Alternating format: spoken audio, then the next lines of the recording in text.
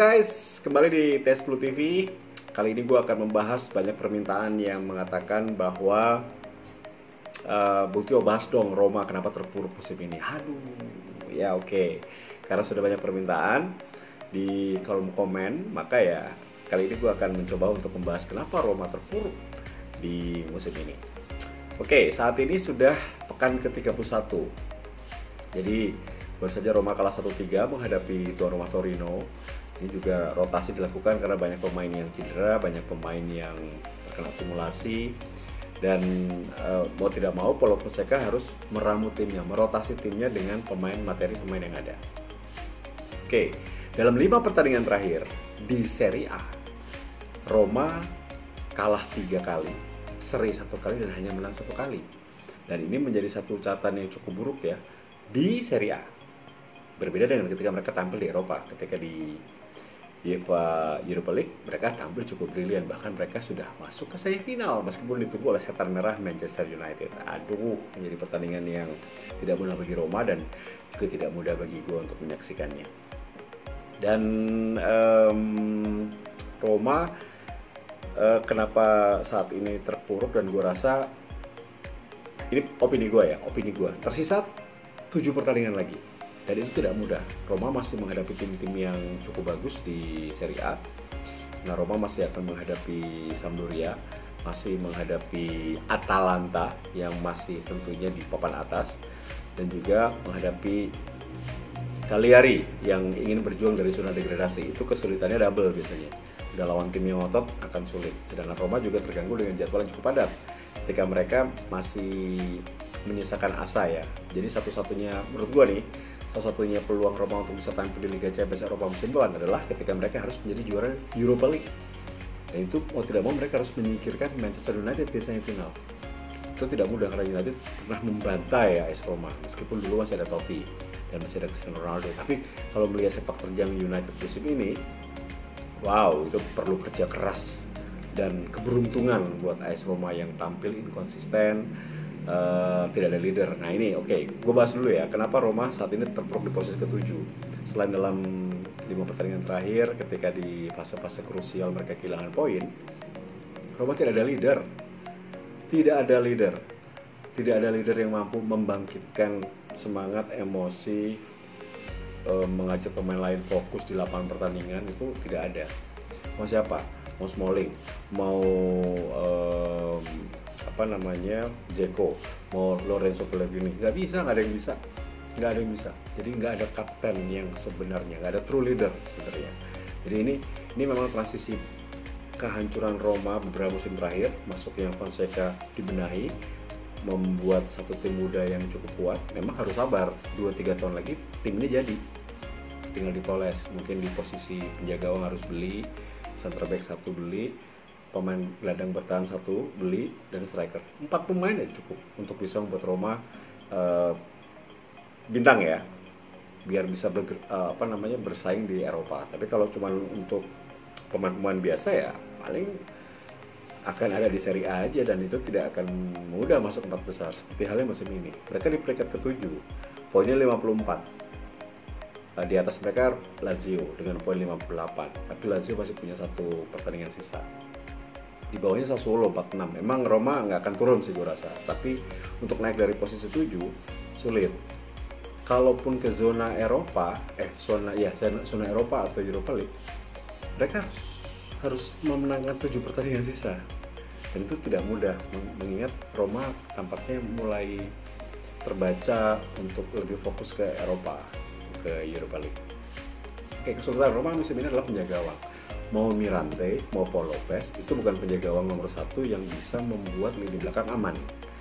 Blunder, passing aja salah, terus refleks sudah lambat. Jadi gue rasa Roma sangat-sangat butuh penjaga gawang di musim depan kalau ingin bersaing atau meningkatkan level mereka.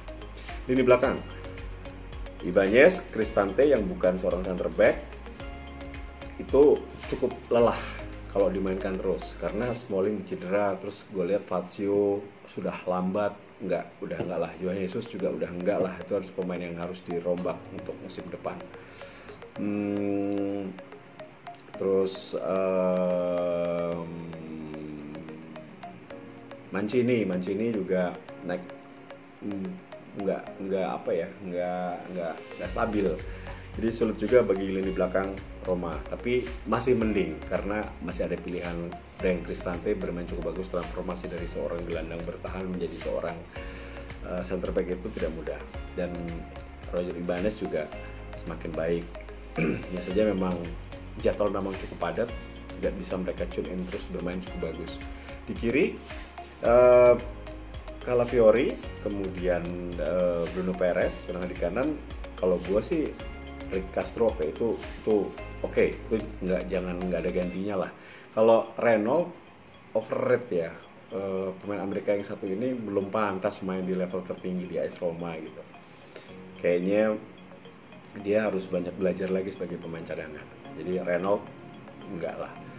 Kalau di tengah, nah di gelandang bertahan ini sebenarnya Roma punya pemain bagus. Ada Villar, kemudian Diawara, terus Cristante sebetulnya, terus Verto, itu sebenarnya cukup bagus. Cuma hanya saja memang mereka bukan leader, bukan pemain yang bisa memimpin gitu. Jadi kalau ketemu tim-tim besar ya nggak kelihatan, tapi kalau ketemu tim-tim di bawah mereka ya kelihatan. Terus sayap gue rasa sudah mulai menurun ya. Pedro itu sudah tidak seperti dulu, hanya 1 bulan doang main bagus, habis itu main jelek banget. Jadi Pedro kayaknya udah nggak usah diperpanjang atau pertahankan. Perez bagus, Carlos Perez bermain cukup bagus. Jadi kalau Carlos Perez pasangan dengan Borja Mayoral itu keren banget gitu. Jadi sayap-sayapnya itu Perez oke. Sayangnya Zaniolo ya tidak ada. Ini juga bencana besar untuk AS Roma. Kalau Zaniolo tidak cedera mungkin ceritanya akan lain. Karena ketergantungan akan Zaniolo cukup besar banget di Roma. Kemudian Mkhitaryan juga sudah habis ya. Jadi gue rasa nih kalau nanti Paulo Fonseca diganti, gue rasa Mkhitaryan nggak akan mudah mendapatkan pemain posisi inti, karena ini kan pemain kesayangan dia waktu zaman di Shakhtar Donetsk. Jadi Mkhitaryan akan sulit mendapatkan posisi inti kalau pelatihnya ganti. Ini juga udah enggak ya. Jadi gue rasa sudah waktunya nanti dievaluasi lah Mkhitaryan dengan Pedro. Kemudian Dzeko juga sudah, meskipun dia menjadi pencetak gol terbanyak AS Roma ya, tapi nggak bisa diandalkan untuk bermain full dari pertandingan ke pertandingan karena usia udah senior juga, udah cukup uzur. Jadi Dzeko boleh dipertahankan, tapi harus ada pelapis yang setara. Ya kalau sejauh ini kan selalu bergantian dengan Borja Mayoral. Jadi menurut gue itu kenapa Roma tidak sebagus atau seperti PHP di putaran kedua, karena itu tidak ada leader, pasti kapten atau seorang true leader nggak ada. Kemudian materi pemainnya juga pas-pasan. Jadi ketika pemain inti cedera atau akumulasi, pemain penggantinya nggak bisa mengisi dengan bagus. Terus ketiga penjaga gawang, yaitu penjaga gawang. Jadi cukup memprihatinkan ya, gue lihat kalau kita dulu Roma itu memiliki Doni bagus, Consel bagus, Alisson bagus, Antonioli bagus. Sekarang aduh kacau bener. Penjaga gawang terburuk dalam sejarah 20 tahun Roma kali ya. Jadi tidak punya penjaga gawang yang number one gitu. Ya itu harus diperhatikan oleh manajemen baru. Jadi gitu. Buat Romanisti ya memang harus bersabar. Jadi kalau kenapa Roma tampil buruk itu opini gue ya, opini gue seperti itu. Gue rasa pemilik baru Fredkins harus segera membenahi. Musim depan lupakan musim ini untuk Serie A ya, karena untuk Serie A masuk ke zona Liga Champions berat banget. Masuk zona Eropa perlu perjuangan. Juara Europa League ya lawannya United. Kalau bisa ngelewatin United, gue rasa lawannya di final siapapun, mau Villarreal atau mau Arsenal aman asal bisa ngelewatin United. Tapi ngelewatin United itu butuh kerja keras bro, tidak semudah itu. Tapi sepak bola adalah harapan, hiburan dan harapan. Semoga harapan dari Romanisti bisa tercapai ya. Tapi apapun itu gue rasa faktor kenapa Roma tidak bisa berbuat banyak, walaupun Fonseca gitu-gitu aja ya. Jadi levelnya ya sudah segitu aja. Dia nggak punya, menurut gue ya, dia nggak punya plan A, plan B, plan C gitu. Jadi kadang-kadang nggak berani untuk mengambil sebuah tindakan atau memainkan seorang pemain pembeda itu dia jarang. Textbook banget, oh gini gitu aja. Baca jadinya. Gue bukan pelatih tapi gue coba mengamati cara melatih dari Paulo Fonseca. Gitu guys, itu Romanisti yang sudah menyaksikan Tes Blue TV. Terima kasih sudah menyaksikan Tes Blue TV. Itu opini gue tentang keterpurukan AS Roma di musim ini. Dan jangan lupa subscribe dan juga nyalakan notifikasi lonceng, jadi kalau ada video baru dari Tes Blue TV teman-teman bisa tahu karena notifikasinya akan muncul. Itu saja. Terima kasih, sampai ketemu lagi. Ya.